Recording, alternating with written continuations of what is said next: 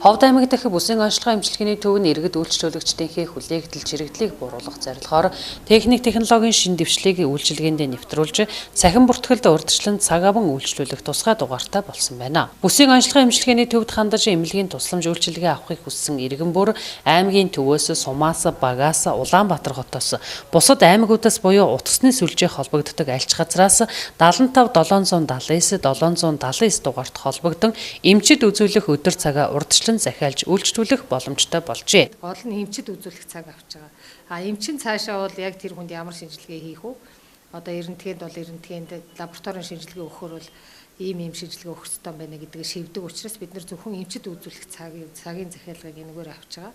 Ингэснээрээ бол одоо өглөө эрт үүрээр ирж очрлох хитрхийг цаг заваа үүрэх тийм ийм үзэгдлүүд бол гайгүй болж байна. Ганц нэг мэдээлэл аваагүй хүмүүс одоо нэгтгэхийн өглөөгөр нэг 10-20 ороо байж байгаа жишээтэй. Бусад өдрүүдэд бол бараг цахим бүртгэл дээр өглөө 8 цагт ирэхэд бол нэг 5-10 хүн байна. Гэхдээ бид нар бас бүгднийг ингээд утсаар тараачихгүй нэг эмчтэр 5 дугаарыг бол бас үлдээж байгаа. Яаралтайгаар ирж үзүүлэх тухайн өдөртөө үзүүлэх шаардлагатай хүмүүст зориулж үлдээж байгаа.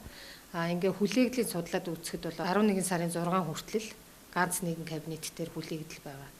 6-наас хойших дугаар авах гэх жишээтэй тий.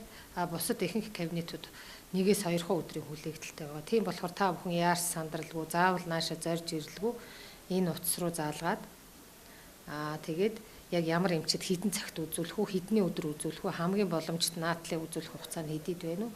Өөрийнхөө цаг завыг бас тохируулаад ингээд цагаа захиалах боломжтой байгаа. Цахимд бүртгүүлэх гэж иргэд үйлчлүүлэгчид нойроо хугаслан баргал үүр шөнөөр ирж цаг заваа өрн дугаарлан зогсох эмч эмнэлгийн ажилчид таньдаг мэддэг хүний гуйхаас эхлээд өөртөө болон өрөөл бусдтай чирэгдэл учруулсаар байдаг. Тэгвэл одоо утсаар холбогдсон цахимд бүртгүүлдэг болж байгаа бөгөөд хамгийн гол нь цахимд бүртгүүлсэн өдөр цагаа баримтлан үйлчлүүлэх шаардлагатай гэдгийг анхаарах хэрэгтэй юм а. Энэ дугаар ашиглалтанд орсонтойгоор холбоотой хүмүүс бас ганц нэгэн гомдол бас гараад байгаа. Жишээ нь ямар удаан бүртгэдээ, хурдан наатгаа шивээч, миний утасны нэг жунжинч гэх шиг те.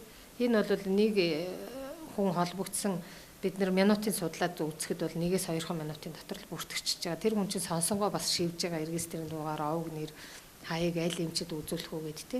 Энэ хооронд их л бол дээд нь 2 минут, доод нь хөвчлэн 1.5 минут зарцуулагдаж байгаа учраас та бүхэн энэ санаа зовлтгүй шүү. Тэгээ мэдээлэл аваагүй нь яг өглөөд ирж байна. Мэдээлэл авснууд нь бол энэ утсыг маш сайн хэрэгэл сурч байгаа. Тэгээ цаашдаа бид нэр энэ утсаа бас сайжруулад шууд чанарын алба руу холбогддог. Шууд одоо авалгаа өгдөг хэсэг рүү холбогддог. Удирдах ажилтнууд руу эмчилгээ хэрэгсээ орлогч болон захирал руу холбогддог. Нэгийг даруул тийшээ холбогдно. Гэх мэтчлээ энэ сайжруулалтыг улам хийхээр төлөвлөө ажиллаж байна. Одоогор бол яг бүртгэгч харилцуур авч байгаа бас жоохон нэг гарын чөлөөгүй байх тохиолдол байгаа. Энд дээр цаашдаа бас чихвч захиалцсан байгаа. Тэгэхээр 2 гарын зэрэг ажиллах болохоор бас бүртгэгчээ бүртгэх хугацаа улам багаснаа л гэсэн үг. Бүсийн онцлогын эмчилгээний төвийн цахим бүртгэлд одоогоор 3 бүртгэгч ажиллаж байна. Цаашид үйлчилгээгээ улам бүр сайжруулж ажиллахаар төлөвлөж байгааг Бүсийн онцлогын эмчилгээний төвийн захирал Баяр Тогтох яриандаа онцоллоо.